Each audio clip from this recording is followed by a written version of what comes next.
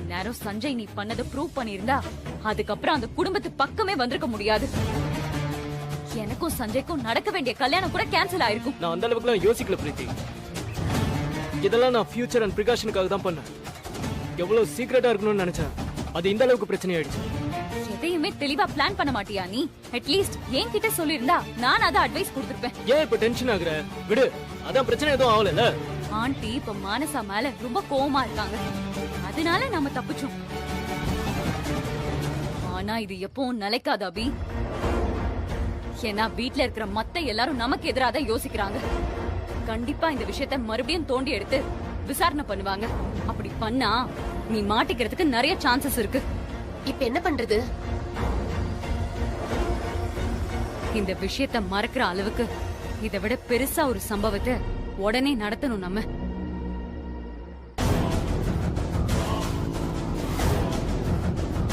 என்ன பண்ண சொல்ற?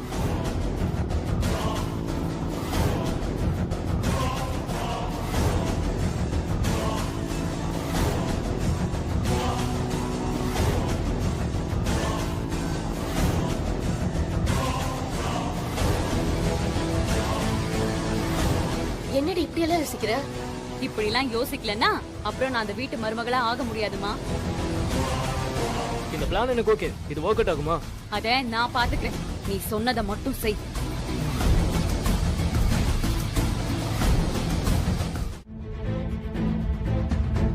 உண்மையா அங்க என்ன நடந்துச்சுன்னு தெரியாம அபிய குற்றவாளின்னு சொன்ன. இப்ப அதெல்லாம் தாங்கிக்க முடியாம அவன் சாகர அளவுக்கு போயிட்டான். இதுக்கு மேலயும் யார் சரி யார் தப்புன்னு உனக்கு புரியலனா நீ எல்லாம் ஒரு மனுஷ ஜென்மமே இல்ல.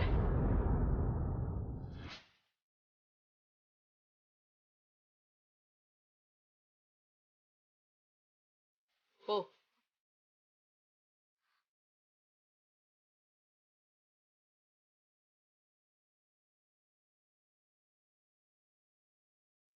உங்களுக்கும் சேர்த்துதான் சொல்றேன். யாராவது அவளுக்கு ஹெல்ப் பண்ணீங்க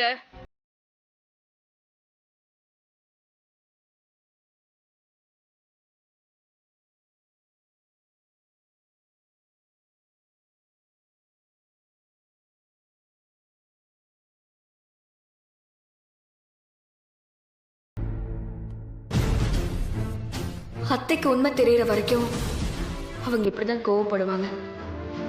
அதுக்கு நாம வருத்தப்படக்கூடாது.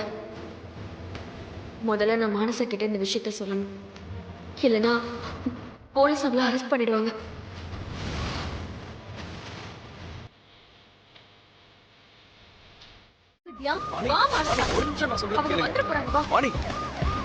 ஒரு நிமிஷம் வாணி, நான் சொல்றது கேளுங்க.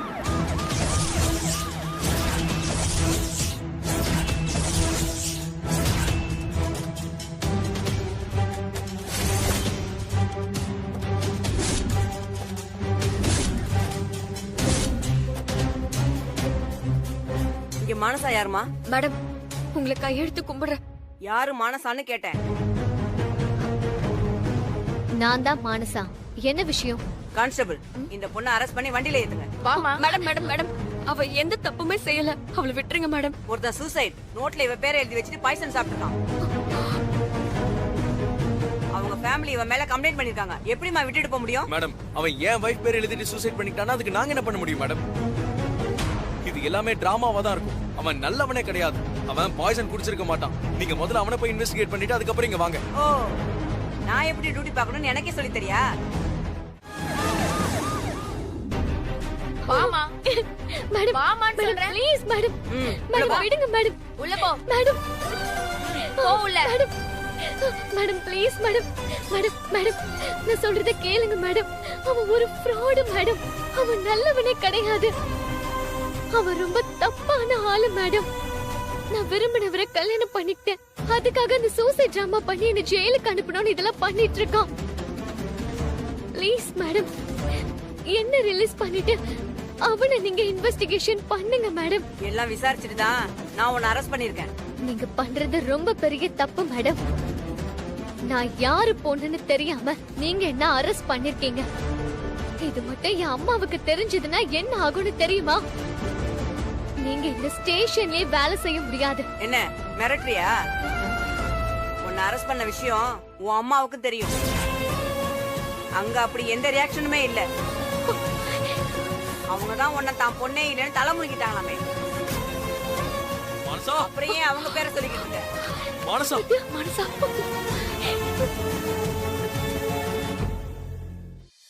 ஏமா அமெரிக்காவில பிசினஸ் பண்ற அவரை விட்டுட்டு இவனை போய் நீ கல்யாணம் பண்ணிருக்கிய, உனக்கு கொஞ்சமாவது அறிவு இருக்கா? இப்ப பாரு இவன் உன்னை எங்க கொண்டு வந்து நிறுத்திருக்கான்னு. மேடம், இது எங்க லைஃப். யார் கூட வாழணும்னு நாங்க டிசைட் பண்ணிக்கிறோம்.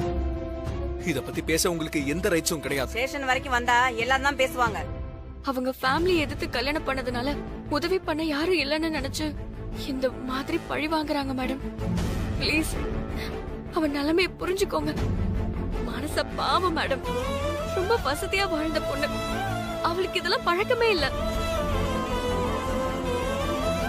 ப்ளீஸ் மேடம், என்ன வேணா ஜெயில வச்சிருங்க, அவளை விட்டுருங்க மேடம். உங்க கால வேணா விழுங்குறேன். மாமா விடு, என்ன பண்ற? அண்ணே, என்ன பண்ணிக்கிட்டு இருக்கீங்க? இப்படி எல்லாம் கெஞ்சறதுனால ஒண்ணும் பண்ண முடியாது. அந்த பையன் வீட்ல கம்ப்ளைண்ட் கொடுத்திருக்காங்க, எஃப்ஐஆர் ஃபைல் பண்ணியாச்சு. இனி எதுவா இருந்தாலும் கோர்ட்ல பாத்துக்கோங்க. அது வரைக்கும் இவ லாக்அப்ல தான் இருப்பா. Madam madam madam madam please madam, அவளை வெளியே விடுங்க மேடம். மேடம் மேடம், அபி எழுதின சூசைட் நோட்டை நான் இப்பவே பார்க்கணும். அதெல்லாம் நாங்க கோர்ட்ல ப்ரொடியூஸ் பண்ணுவோம், அங்க வந்து பாத்துக்க. மேடம் ப்ளீஸ் மேடம், நீங்களும் ஒரு பொண்ணு.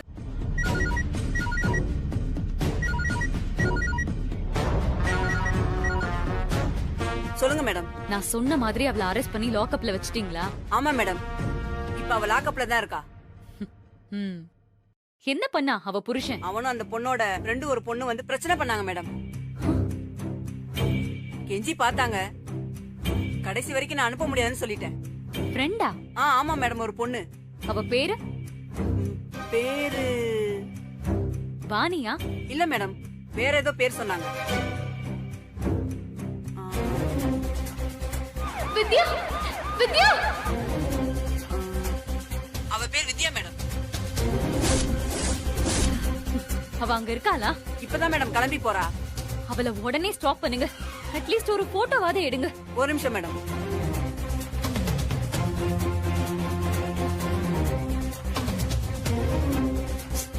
எங்க போனா அவ?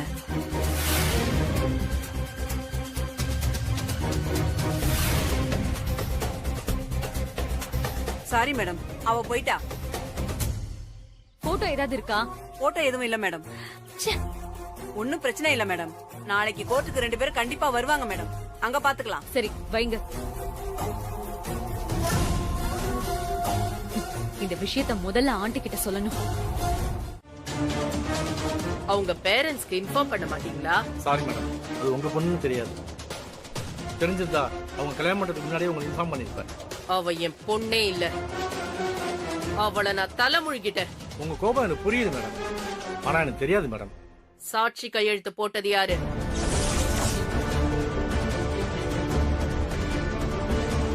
அந்த பையனுக்கு சாட்சியா 2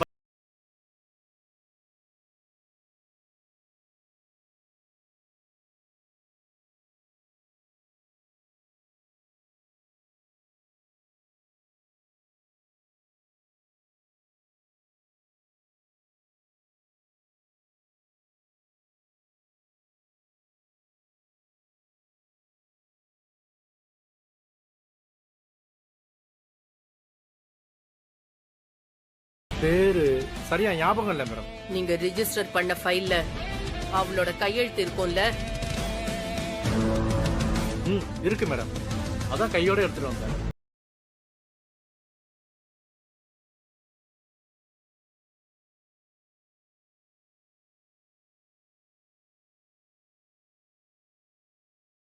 வித்யா மேடம்.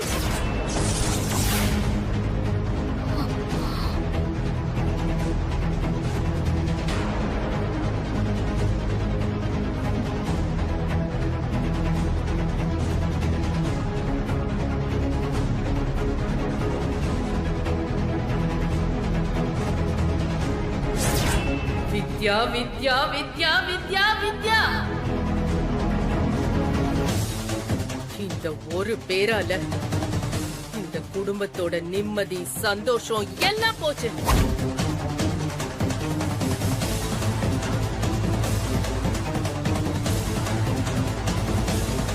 அவ முகத்தை கூட நான் பார்த்ததில்ல. ஆனா அவளால தினம் தினம் இந்த வீட்ல பிரச்சனைய சந்திச்சிட்டு இருக்கேன். என்ன வேணுமா அந்த வித்யாவுக்கு? ஏன் இப்படி மறைஞ்சிருந்து என்ன பழி வாங்குறா? நிம்மதியா ஒத்துமையா இருந்த என் குடும்பத்தை சின்ன பின்னமாக்கிட்டா.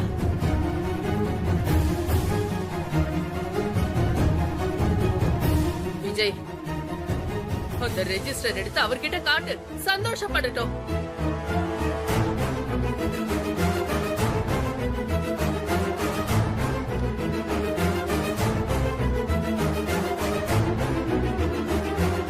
இவரு நல்லவன் நல்லவன்னு யார தலைமையில தூக்கி வச்சுட்டு கொண்டாடினாரோ, யார இந்த வீட்டு மருமகளை ஆக்கணும்னு துடிச்சாரோ,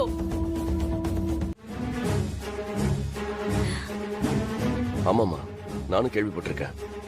அவ ஸ்கூலுக்கே போனதில்ல.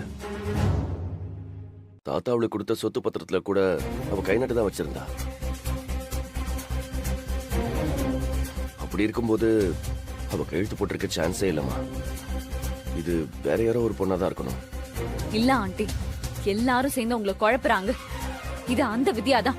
அதான் அவளுக்கு கையெழுத்து போட தெரியாதுன்னு தெளிவா சொல்றாங்களே பிரீத்தி. நீதான் எல்லாரையும் கன்ஃபியூஸ் பண்ணிட்டு இருக்க. அவளை தவிர வித்யாங்கிற பேர்ல வேற யாரு மானசாக்கு ஹெல்ப் பண்ண போறா?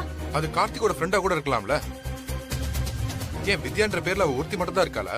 இல்ல, நீங்க எல்லாரும் சேர்ந்து குழப்ப பாக்குறீங்க. இவ அந்த வித்யாதான். அவ தான் கையெழுத்து போட்டிருக்கா. அதான் எப்படின்னு கேக்குறோம்.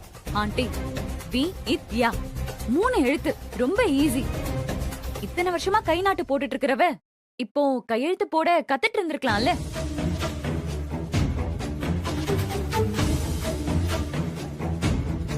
இந்த காலத்துல படிச்சவங்க யாருமே பெரும்பாலும் தமிழ்ல கையெழுத்து போடுறது இல்ல. இது தமிழ் கையெழுத்தா இருக்கு. அவ கத்துக்கிட்டு கையெழுத்து போட்டிருக்கா. இதுதான் உண்மை. உன் கற்பனை எல்லாம் உண்மையாகாது பிரீத்தி. எல்லாத்துக்கும் ஸ்ட்ராங்கான ஆதாரம் வேணும். அந்த வித்யா தான் கல்யாணம் பண்ணி வச்சான்னு ப்ரூவ் பண்ண உங்ககிட்ட வேற என்ன ஆதாரம் இருக்கு? இத பாருங்க மேடம், கல்யாணம் நடந்த அன்னைக்கு உங்க ஆபீஸ்க்கு வந்த எல்லாரோட முகமும் சிசிடிவி கேமரால ரெஜிஸ்டர் ஆயிருக்கும்ல? ஆமா மேடம்.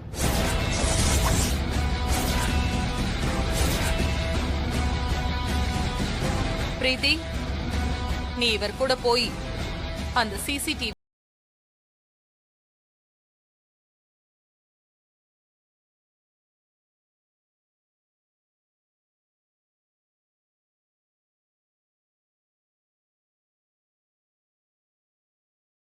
எனக்கு அனுப்பு. Super idea aunty. இனிமே அவளால தப்பிக்கவே முடியாது. சார் வாங்க. சாரி மேடம், ஆபீஸ்ல சிசிடிவி எதுவும் ஒர்க் ஆகல மேடம். எல்லாமே கொஞ்சம் ரிப்பேரா இருக்கு.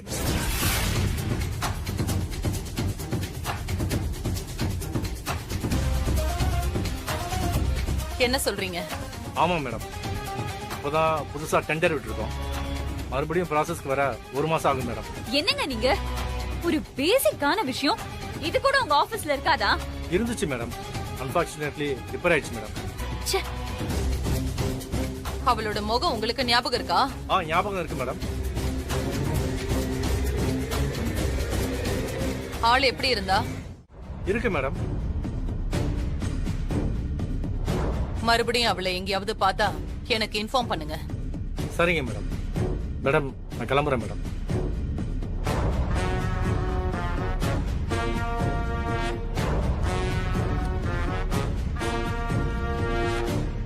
சஞ்சய், விஜய், அம்மா, நீங்க 2 பேரும் எங்க தேடுவீங்க, எப்படி கண்டுபிடிப்பீங்கன்னு எனக்கு தெரியாது.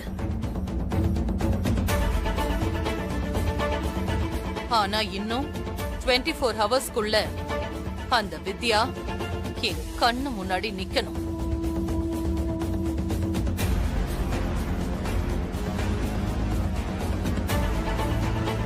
அவ கொடுத்த பணத்தை வட்டியோட அவ முகத்துல விட்டு எறிஞ்சிட்டு அவளுக்கும் இந்த குடும்பத்துக்கும் எந்த உறவும் இல்லைன்னு நான் சொல்லணும். சரிங்கம்மா.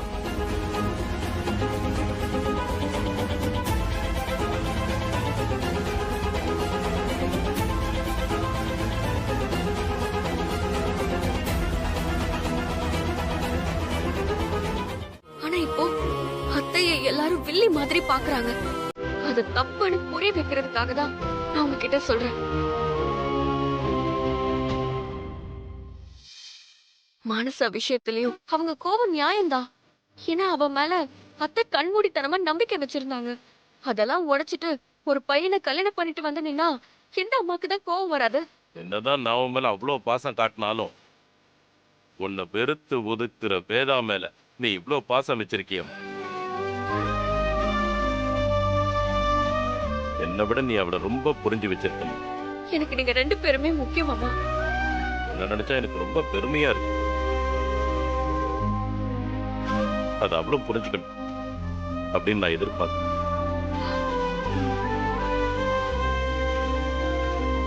ஆனா அவ உன்னை கண்டுபிடிச்சு பழி வாங்குறதுலயே குறியா இருக்காமா. இதுக்கு என்னதான் முடிவு?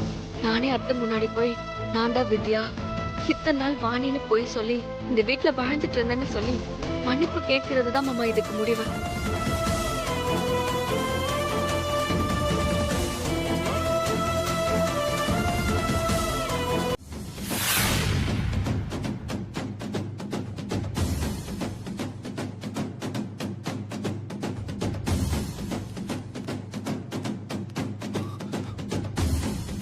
அப்பா ப்ளீஸ்ப்பா, வித்யா கிட்ட சொல்ல வேணும்னு சொல்லுங்கப்பா. இப்ப அதுக்கான சிச்சுவேஷன் இல்லப்பா, புரிஞ்சுக்கோங்கப்பா. விஜய், என்னாச்சுங்க? என்ன பிரச்சனை? பிரச்சனை எல்லாம் ஒண்ணும் இல்ல. இன்னைக்கு நானும் வித்யாவும் எல்லா பிரச்சனைக்கும் ஒரு முடிவு கட்ட போறோம். என்ன சொல்றீங்க? வேதா கிட்ட வாணி தான் வித்யாங்கிற உண்மையை சொல்ல போறோம்.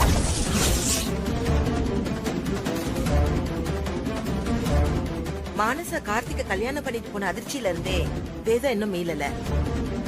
அப்படி இருக்கும்போது நீங்க இப்ப இந்த உண்மையை சொல்லிதான் ஆகணுமா? நீங்க பிரச்சனையை முடிக்க நினைக்கல, புதுசா ஒரு பிரச்சனையை உருவாக்க போறீங்க. இந்த உண்மையை அவளால தாங்கிக்கவே முடியாதுங்க. யாரும் தயவு செஞ்சு வேதா கிட்ட சொல்லிடாதீங்க. சஞ்சய்,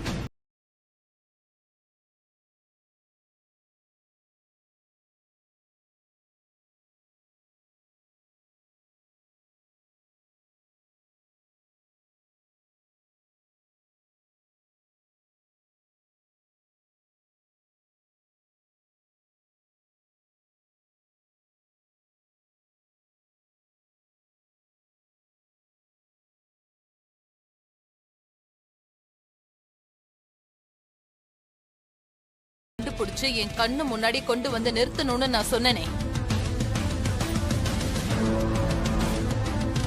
மறந்துட்டீங்களா?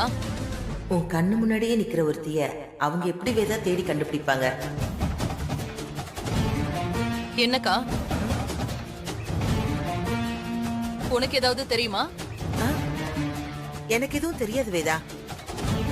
நானும் அவளை பார்க்கதான் ஆர்வமா இருக்கேன். ஏண்டா அமைதியா நிக்கிறீங்க? பதில் சொல்லுங்க. எங்க அவ? நான் நிறைய பேர்கிட்ட சொல்லிருக்கேமா, தேடிட்டு இருக்காங்க. இப்ப காலையில கூட ஒருத்தர்கிட்ட பேசினேன். எப்படி கண்டுபிடிச்சிடலாமா? இதெல்லாம் எனக்கு தேவையில்லாத விஷயம். அவளை கண்டுபிடிச்சீங்களா இல்லையா அத சொல்லுங்க. இல்லம்மா, தேடிட்டு தான் இருக்கோம். அவ எங்க இருக்கான்னு எந்த தகவலும் தெரியலமா. ஒரு நாளை கண்டுபிடிக்கிறது கொஞ்சம் கஷ்டமா. ஒரு வாரம் டைம் கொடுத்தீங்கன்னா. ஒரு வாரமா? இன்னைக்கு அவ என் கண்ணு முன்னாடி வந்து நிக்கணும். இது ஒரு சின்ன வேலை. இத கூட உங்களால செய்ய முடியாதா? இல்ல, என்கிட்ட அவ போட்டோலாம் எதுவும் இல்ல. சரி, பரவாயில்ல. அவ எங்க இருக்கான்னு சொல்லு. சொல்லலன்னா இந்த அம்மா கொன்னுடும், சொன்னா அவர் கொன்னுடுவாரு. ஷோ, என்ன பண்றது? இங்கதான்.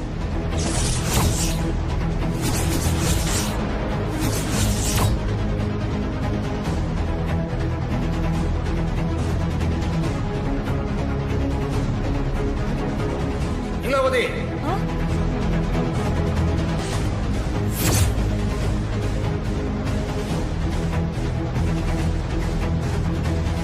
அப்பா வந்திருக்காரு.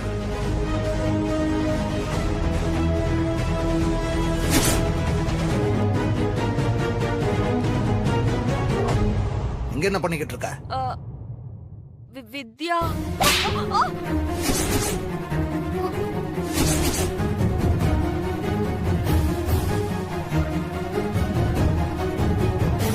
வித்யாவை பத்தி இவங்க கிட்ட என்ன சொல்லிக்கிட்டு இருக்க? அவங்களுக்கு நீ பண்ண நல்லதெல்லாம் போதாதா? வித்யா இப்பதான் இந்த ஊருக்கு வந்து நல்லபடியா வாழ்ந்துகிட்டு இருக்கா. அந்த நிம்மதியை கெடுக்கலான்னு வந்தியா? உன் புருஷன் உங்ககிட்ட என்ன சொல்லியிருக்கான்? வித்யா வாழ்க்கையில நீ நுழைஞ்சு ஏதாவது இடைஞ்சல் பண்ணனா பஞ்சாயத்தை கூட்டி உன்னைய தீர்த்து விட்டுருவேன்னு சொன்னானா இல்லையா? ஆமா சொன்னாரு. இப்ப அதையும் மீறி வித்யாவை பத்தி தாக்கல் சொல்றதுக்கு இந்த வீட்டுக்கு வந்திருக்கேன்னா என்ன அர்த்தம்? மறுபடியும் பஞ்சாயத்து கூட்டணுமா? நான் விரும்பி ஒண்ணு இங்க வரல. இதோ இந்த பொண்ணுதான் என்ன போய் சொல்லி இங்க வர வச்சிருச்சு. இங்க வந்தா உங்க மருமக என்ன துப்பாக்கிய காட்டி மிரட்டி கேட்டுட்டு இருக்காங்க. என்ன பண்ண சொல்றீங்க? என்ன வேதா, துப்பாக்கியை வச்சு மிரட்டி உண்மையை வாங்கிடலான்னு பாக்குறியா? அது நடக்காது. நீ நினைக்கிற மாதிரி அந்த புள்ள வித்யாவை உன்னால அவ்வளவு சுலபமா பாத்திர முடியாது. அவ்வளவு சீக்கிரம் அவ முன்னாடி வரவும் மாட்டா. உன் பின்னாடி நின்னு அவன் நினைச்சதெல்லாம் சாதிச்சு நீ பண்ற தப்பெல்லாம் புரிய வச்சு உன்னை முழுசா திருத்தினதுக்கு அப்புறம் தான் அவ முன்னாடி வந்து நிப்பா. என்ன அவ திருத்துறாளா? என்ன நேருக்கு நேர் சந்திக்க திராணி இல்லாம பதுங்கி இருக்கிற கோழ அவ என்ன திருத்துறாளா? வீரங்கிறது நேருக்கு நேரா மோதி நீ பெரியவளா நான் பெரியவளான்னு ஜெயிச்சு காட்டுறதுல இல்ல. கெட்டது நடக்கும் போது எங்கிருந்தாலும் அதை தடுத்து நிறுத்தி நல்லது மட்டுமே நடத்தி காட்டுறது. அந்த வகையில என் பேத்தி வித்யா வீரமானவளா. என்ன சத்தியம்? வேற என்ன, என் பேரனை கல்யாணம் பண்ணிக்கிறது, இவ குணத்தை மாத்துறது, அந்தல சிந்தலையா கிடக்கிற இந்த குடும்பத்தை ஒண்ணு சேர்க்கறது, இந்த மாதிரி நல்ல விஷயம்தான். இதெல்லாம் நடக்கும்போது நீயே அவளை பார்த்து தெரிஞ்சுக்குவ. அது வரைக்கும் கொஞ்சம் பொறுமையா காத்துரு. உன் வீட்டுல விளக்கேத்த போற மகாலட்சுமிய பாக்குறதுன்னா சுலபமா நடந்துருமா? காத்திருக்கணும்.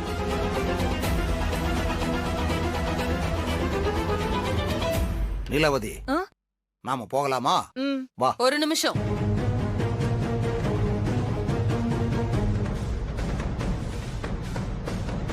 விஜய், அந்த லாக்கர்ல செக் புக் இருக்கு, அதை எடுத்து கொடு.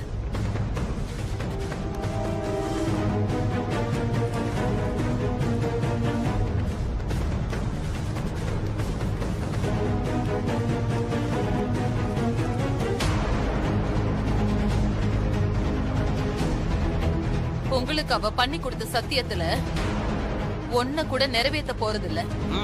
அதையும் பார்க்கலாம். பார்க்க தானே போறீங்க? இதுல அவ கொடுத்த பணத்துக்கு வட்டியோட செக் எழுதிருக்கேன். இத அவகிட்ட நீங்க கொடுக்கணும். கொடுத்துட்டு இதுக்கப்புறம் என் குடும்பத்தோட நல்லது கெட்டதுன்னு எதுலயுமே அவ தலையிட கூடாதுன்னு ஒரு வார்த்தை சொல்லணும். அதையும் நீங்களே பண்ணிட்டீங்கன்னா எல்லாருக்கும் நல்லது. என் பேர அவ கழுத்துல தாலி கட்டும் போது நீ அவளை பாப்பல்ல, அப்ப கொடுத்துக்க. இப்ப நான் வரவா? நான் வரேன். வா.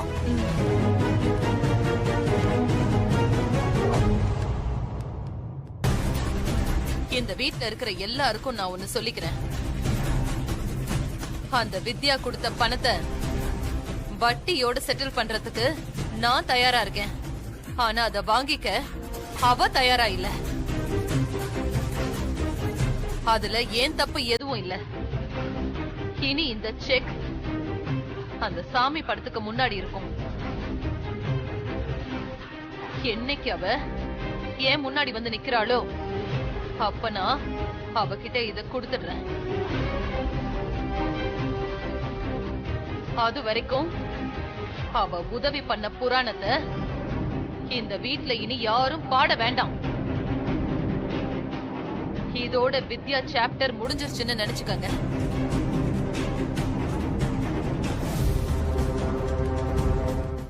நீங்க நேத்தே இந்த வீட்ல வித்யாவை பத்தி யாரும் பேசக்கூடாதுன்னு சொல்லிட்டீங்க. அதையும் மீறி நான் பேசுறேனேன்னு தப்பா எடுத்துக்காதீங்க. ஒன்னும் பிரச்சனை இல்ல, சொல்லு. அந்த வித்யா போலீஸ் ஸ்டேஷன் வரைக்கும் வந்து மானசாக்கு ஹெல்ப் பண்ண ட்ரை பண்ணிருக்கா. அப்படி இருக்கும்போது அவ கண்டிப்பா கோர்ட்டுக்கும் வருவா.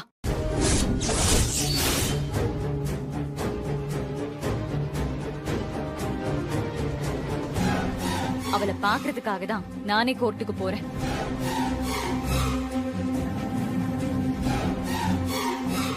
நீங்க அவகிட்ட ஏதோ செக் கொடுக்கணும்னு சொன்னீங்கல்ல, அவளை கையோட நான் கூட்டிட்டு வரேன். நீங்களே அவகிட்ட அந்த செக்க கொடுத்து அவகிட்ட சொல்ல வேண்டிய விஷயத்த கிளியரா சொல்லிடுங்க.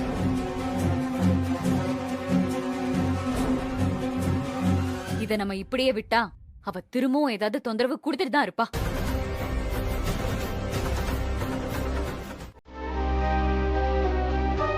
சார், என்னது சாரா? ஏய், என் பேத்திய தொட்டு தாலி கட்டிக்கிட்ட நீயும் எனக்கு வேற மாதிரி தாயா. தாத்தான்னு உரிமையா கூப்பிடு. என்னடா கோவப்படுவார்னு பார்த்தா பாசமா பேசுறான்னு பாக்குறியா? விஷயத்தை கேள்விப்பட்ட உடனே முதல்ல எனக்கு கோபம் வந்துச்சு. ஆனா உன்னை பத்தியும் நீ எந்த சூழ்நிலையில என் பேத்தியை கல்யாணம் பண்ணிக்கிட்டேனோ வித்யா என்கிட்ட சொல்லுச்சியா. அதை கேட்ட உடனே உன் மேல இருந்த கோபம் மரியாதையா மாறிடுச்சியா. ஆமாய்யா, உன்னை விட ஒரு நல்ல மாப்பிள்ள என் பேத்திக்கு கிடைக்க மாட்டாயா. ஒன்னும் கவலைப்படாத, என் பேத்திக்கு ஒன்னும் ஆகாது. அவளை வெளியில எடுத்துடலாம். ரொம்ப நன்றி தாத்தா. என்னப்பா நீ எனக்கு போய் நன்றியெல்லாம் சொல்லிக்கிட்டு, அதை விடு. அந்த கடவுள் நம்மளெல்லாம் ஆத்துக்குவாரியா.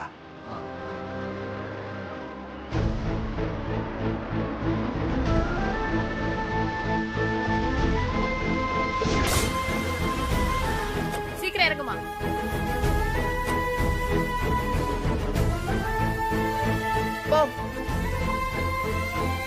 தாத்தா, மானசா வந்துட்டா.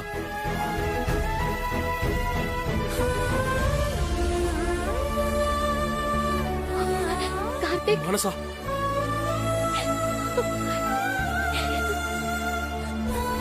மானசா,